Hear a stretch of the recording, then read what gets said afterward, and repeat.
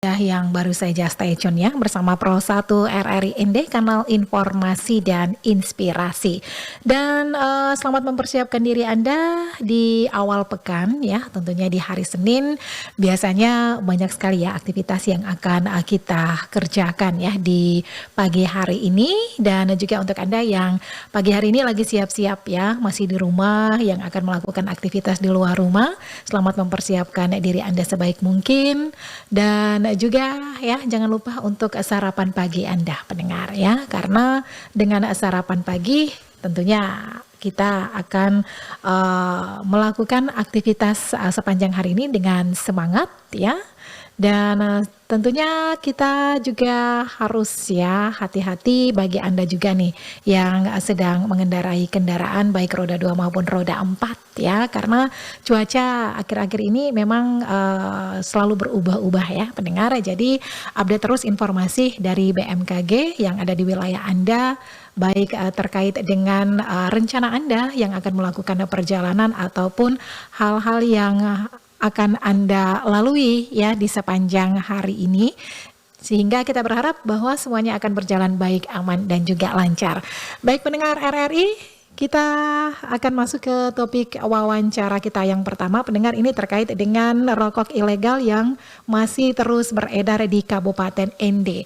Sebenarnya apa yang menjadi peran dan tantangan yang dihadapi oleh Bea Cukai ya yang ada di wilayah Flores Lembata? Pendengar, kita akan berbincang bersama Bapak Ahmad Faisal sebagai Kepala Seksi Kepatuhan Internal dan Penyuluhan Kantor Pengawasan dan Pelayanan Bea Cukai Labuan Bajo. Selamat pagi Pak Faisal. Selamat pagi Ibu. Dan selamat pagi pendengar Pro 1 RRI ND. Baik, salam sehat Pak Faisal. Pagi ini masih di rumah atau di mana nih? Apakah sudah di tempat tugas Pak? Pagi ini masih di rumah dan siap-siap untuk segera berkegiatan sosialisasi di Manggarai Barat. Oke, ada kegiatan ya pagi hari ini giatnya ya? Iya Ibu. Oke, baik Pak Faisal, kita tahu bahwa banyak media yang merilis ya berbagai informasi terkait dengan rokok ilegal ya seperti itu. Nah, sejauh ini ya peran dari Bea Cukai sendiri seperti apa, dan tentunya pendengar juga ingin tahu apa saja yang menjadi indikator utama yang menunjukkan peningkatan peredaran rokok ilegal ini yang terus meningkat nih dari hari ke hari Pak Faisal. Baik, tentunya sudah beberapa kali kami sampaikan termasuk di program Florata pagi hari ini. Kami Bea Cukai Labuan Bajo tentunya selalu berkomitmen untuk melakukan pemberantasan peredaran rokok ilegal terutama di wilayah kerja kami, Pulau Flores dan Lembata, dan khususnya di Kabupaten ND. Kegiatan utama yang kami lakukan setidaknya ada dua sisi. Pertama dari sisi pencegahan, yang kedua dari penindakannya. Pencegahan itu kami lakukan edukasi ke seluruh masyarakat bagaimana mengidentifikasi rokok-rokok ilegal, apa sanksi-sanksi terhadap yang memperjualbelikan rokok ilegal. Kemudian kami juga melakukan sinergitas ya dengan seluruh stakeholder, dengan seluruh APH, terutama Satpol PP dalam rangka penggunaan dana bagi hasil cukainya. Kemudian di kegiatan penindakannya setidaknya ada dua kegiatan. Yang pertama kami lakukan giat pengumpulan dugaan pelanggaran. Yang kedua adalah kegiatan operasi penindakan itu sendiri, operasi pasar maupun operasi pasar yang sifatnya terbuka maupun operasi penindakan yang sifatnya tertutup. Seperti itu Ibu, kurang secara umum ya. Baik, ini menjadi langkah konkret ya yang sudah dilakukan oleh Bea Cukai ya untuk memberantas peredaran rokok ilegal. Nah, untuk mengidentifikasi dan juga menangani jaringan distribusi rokok ilegal sejauh ini seperti apa yang sudah dilakukan, Pak Faisal? Kami di Bea Cukai Labuan Bajo ada unit pengawasan ya. Jadi nanti yang menjadi tugas untuk mengidentifikasi, memitigasi itu di unit pengawasan. Unit pengawasan itu tentunya pertama melakukan kegiatan yang sifatnya intelijen. Dia secara tertutup akan mengumpulkan untuk mendeteksi ada tidaknya dugaan peredaran rokok ilegal, baik di level distribusi, mulai dari pengangkutannya, level agen, distributor, sales maupun ke yang terkecil adalah toko-toko ataupun kios yang memperjualbelikan rokok ilegal.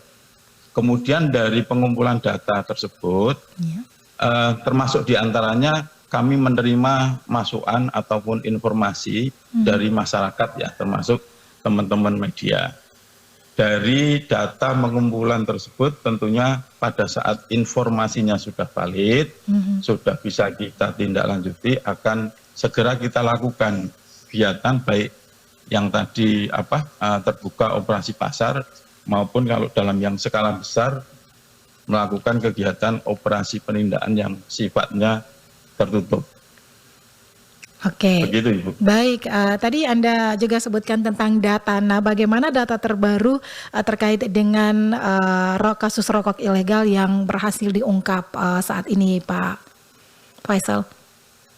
Baik, khusus untuk di Kabupaten ND, tentunya ini juga bagian masukan dari informasi masyarakat tentang adanya peredaran rokok ilegal di Kabupaten ND. Terakhir kami melakukan kegiatan operasi pasar di tanggal 11 sampai 13 Juni 2024, yaitu ada di Kecamatan ND Selatan, ND Utara, kemudian Dona dan Dona Timur. Dari kegiatan operasi pasar tersebut, kami menegah ataupun melakukan penyitaan sebanyak 20 merek rokok yang kami duga sebagai rokok ilegal dengan total jumlah batangnya sebanyak 5.120 batang. Pelanggaran yang ada yang kami tegah tersebut ada beberapa macam ya. Yang pertama ada kategori rokok polos, kemudian rokok yang salah personalisasi, kemudian salah peruntukan. Dari kegiatan tersebut total nilai barangnya kurang lebih sebesar 7 jutaan, sedangkan potensi kerugian negaranya sebesar kurang lebih 4.900.000-an, Ibu. Oke, dengan angka yang begitu besar ya Pak Faisal, tentunya dalam pengawasan pihak Anda bisa memastikan bahwa rokok yang beredar di pasar adalah produk ilegal itu. Bagaimana dilihatnya, seperti apa nih Pak Faisal? Ya, sering kami sampaikan di kegiatan edukasi ke masyarakat bahwa kategori rokok ilegal itu ada 5 macam. Yang pertama rokok polos ya. Rokok polos itu berarti rokok yang sama sekali rokok yang tidak dilekati dengan pita cukai. Ini mudah untuk kita identifikasikan. Kemudian ada kategori rokok dengan pita cukai palsu. Pita cukai palsu ini berarti pita cukai yang tidak asli. Mereka para pabrik rokok ilegal akan membuat pita cukai sendiri. Yang ketiga adalah rokok yang dilekati dengan pita cukai bekas. Jadi setiap pita cukai asli itu hanya satu kali peruntukannya, satu kali penggunaannya. Namun ada beberapa yang secara sengaja pita cukai yang sudah pernah dilekati namun dilekatkan kembali ke produk rokok yang baru. Kemudian kategori yang berikutnya adalah salah personalisasi. Salah personalisasi itu bahwa setiap pabrik kelas menengah dan kelas kecil itu mempunyai pita cukai masing-masing. Jadi misalkan pabrik A, pita cukainya khusus untuk pabrik A. Demikian juga dengan pabrik B. Dan di pita cukai tersebut ada kode personalisasinya. Apabila pabrik A menggunakan pita cukai pabrik B, itu juga merupakan rokok ilegal. Dan yang terakhir, yang kelima adalah kategori salah peruntukan. Jadi maksudnya dalam satu pabrik ada kalanya memproduksi rokok jenis SKM, sigaret kretek mesin, atau yang lazim biasa disebut filter. Ada juga sekaligus memproduksi SKT, sigaret kretek tangan, atau lazim masyarakat menyebutnya rokok kretek. Apabila yang rokok filter tadi, SKM tadi, ternyata dilekati dengan pita cukai untuk rokok yang kretek, untuk rokok yang SKT. Itu juga merupakan rokok ilegal. Pelanggarannya di salah peruntukan. Itu kurang lebih untuk mengidentifikasi jenis-jenis rokok ilegal itu. Oke, ini menarik sekali Pak Faisal ya. Banyak kesalahan yang dilakukan oleh pelaku ya, yang melakukan peredaran rokok ilegal ini. Nah, bagaimana koordinasi dengan pihak hukum Pak Faisal terkait peredaran rokok ilegal ini untuk memberantas rokok ilegal ini Pak Faisal? Kami tentunya sangat menyadari akan dukungan semua stakeholder, baik itu masyarakat, teman-teman media, terutama teman-teman aparat penegak hukum, mulai dari TNI, Polri, bahkan ke Satpol PP. Untuk itu kami selalu berkoordinasi ke seluruh teman-teman APH di wilayah kerja kami. Terakhir kami dengan TNI AL di Labuan Bajo di bulan Maret berhasil melakukan giat penindakan rokok ilegal yang kurang lebih di situ kami bisa melakukan penindakan sebanyak 300 ribuan batang, Bu. Ini bentuk apa? Bentuk nyata sinergitas kami dengan teman-teman aparat penegak hukum lainnya. Tentunya selama ini kerjasama yang kami rasakan sudah bagus dan banyak kontribusi ataupun informasi yang kami peroleh, bahkan sinergitas dalam hal penindakan di lapangannya. Oke, baik Pak Faisal, ini kendala terbesar yang dihadapi Bea Cukai dalam melakukan pemberantasan rokok ilegal sejauh ini seperti apa? Jadi kendala itu pertama tentunya menjadi tantangan kami ya, bukan sebuah kendala. Kami tentunya dengan keterbatasan jumlah sumber daya manusianya, kami untuk unit pengawasan jumlahnya sangat terbatas, di bawah kurang lebih 8 orang anggota untuk mengawasi wilayah yang begitu luas, mulai dari Kabupaten Manggarai Barat sampai dengan Kabupaten Lembata. Kemudian kami juga ada cukup tantangan dalam hal eh, anggaran.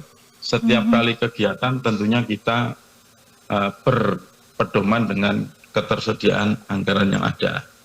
Tentunya dengan tantangan yang kami hadapi tersebut, kami melakukan berbagai langkah untuk mensiasati tantangan yang ada.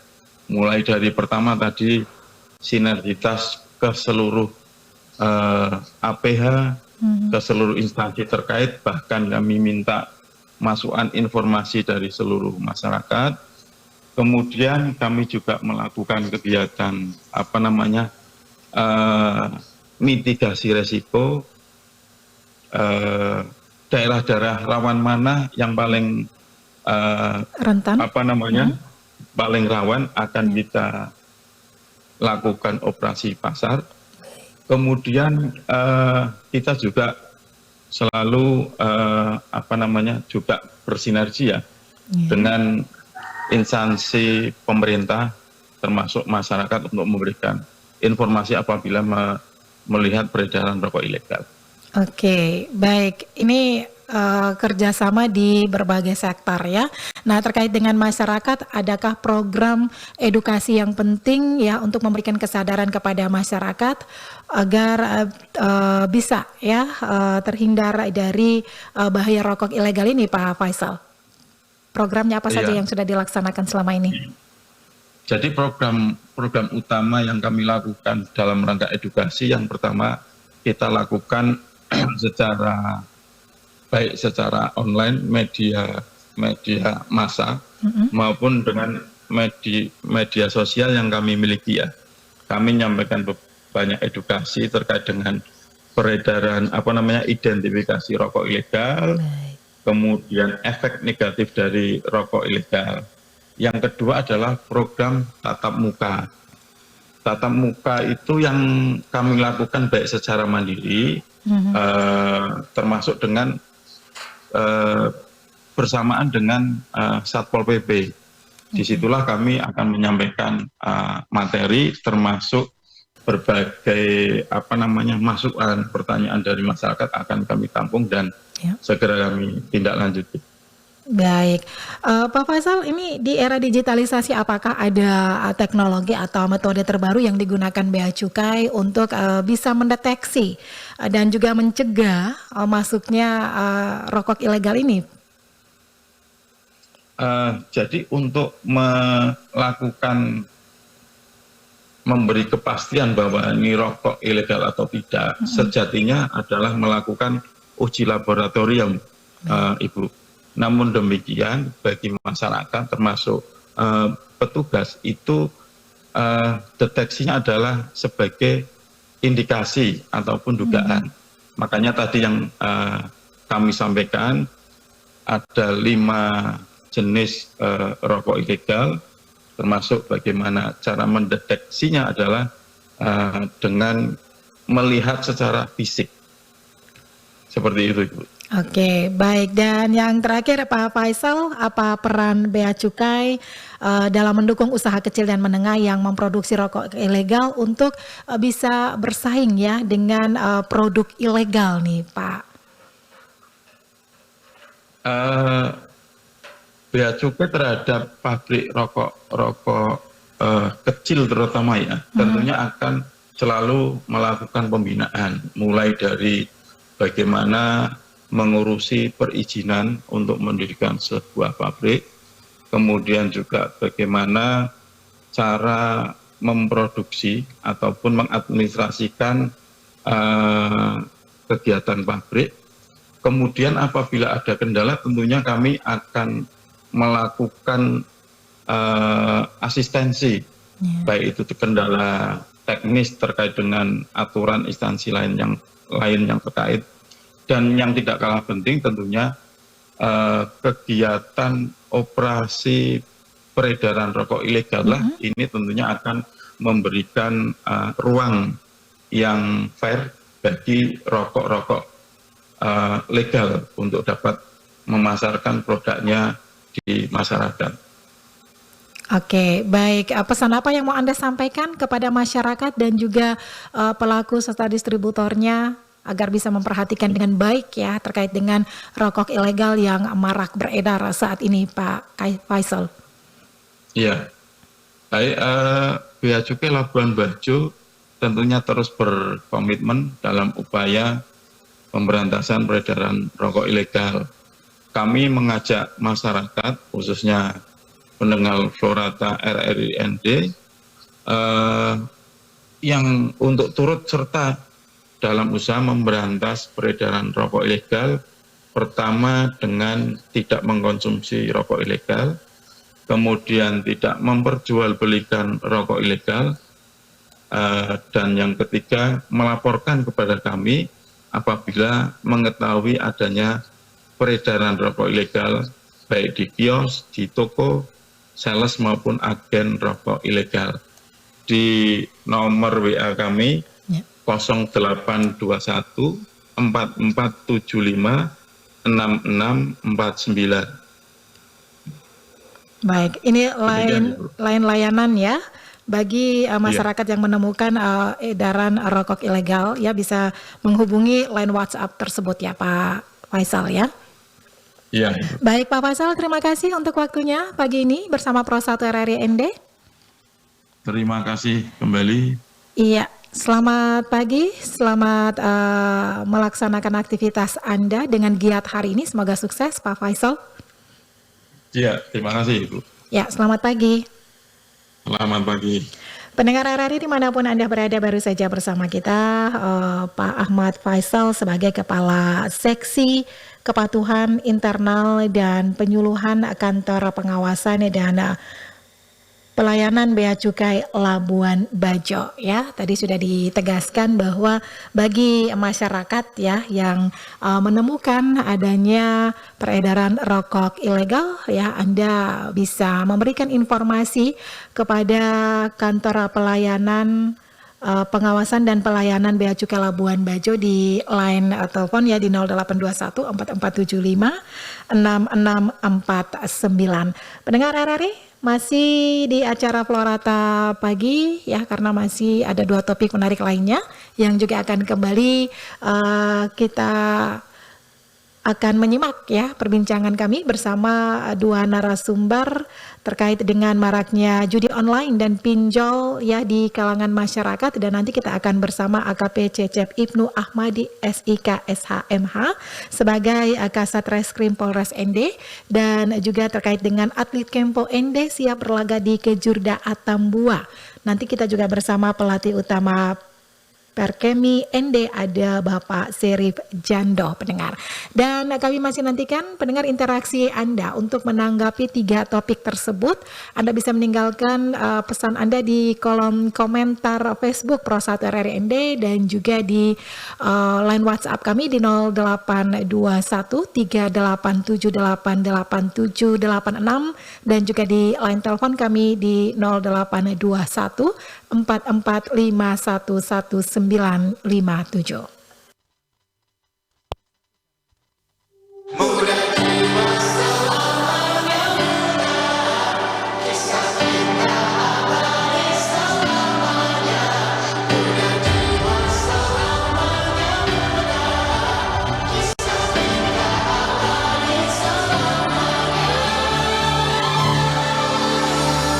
Masihkah kau mengingat di saat kita masih 17?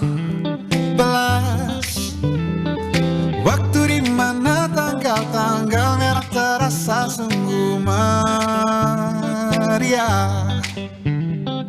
Masihkah kau ingat cobaan terberat kita matematika?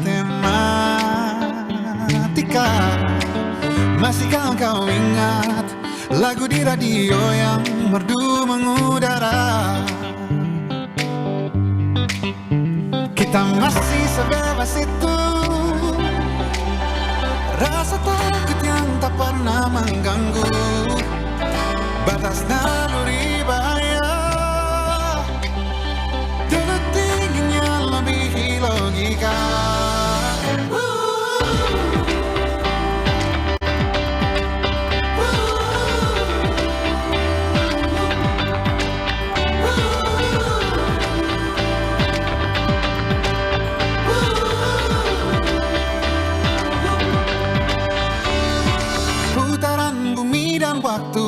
terus berjalan menempa kita.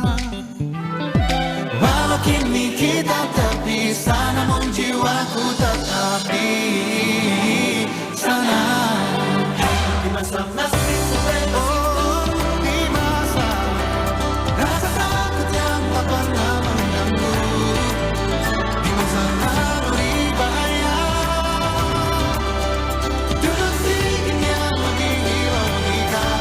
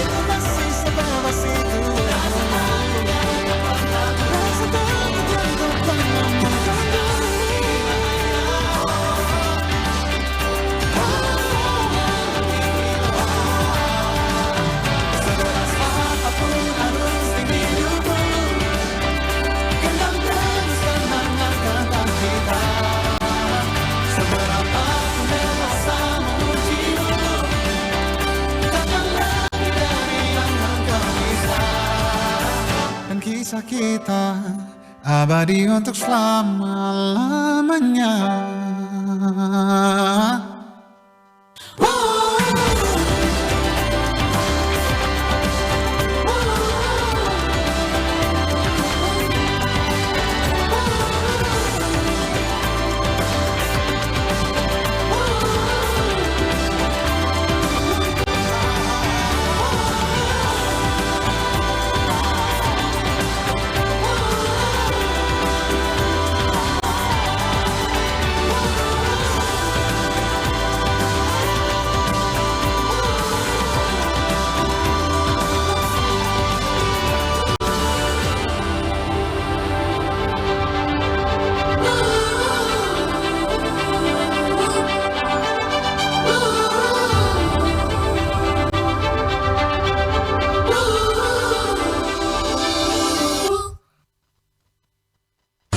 Pendengar, polusi udara setiap tahun semakin meningkat. Bagaimana tanggapan masyarakat? Saat ini saya sudah bersama dengan Mas Gugun. Selamat siang, Mas Gugun. Siang, Mbak. Maaf, saya sambil merokok ya, biar nggak grogi.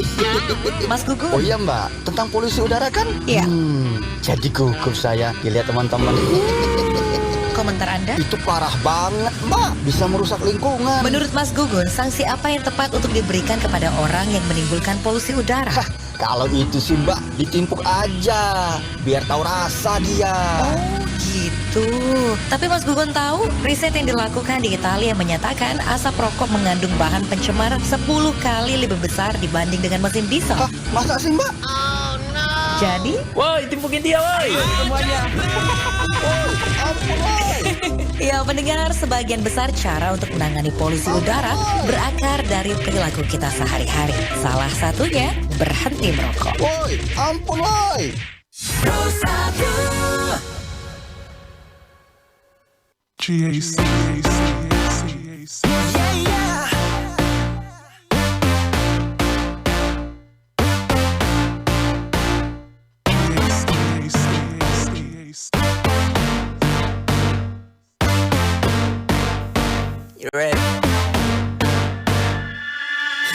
Memang kau tak di sisiku, memang kau jauh dariku, yeah. Namun sama kau di hatiku, nantikan selalu kehadiranmu, yeah. I believe that we can work it out, I believe that we can work it out, I believe that we can work it out, I believe that we can work it out. Berbaring di dalam kamar tidurku, menantikan selalu kabar darimu, melihat fotomu, yes it helps a little.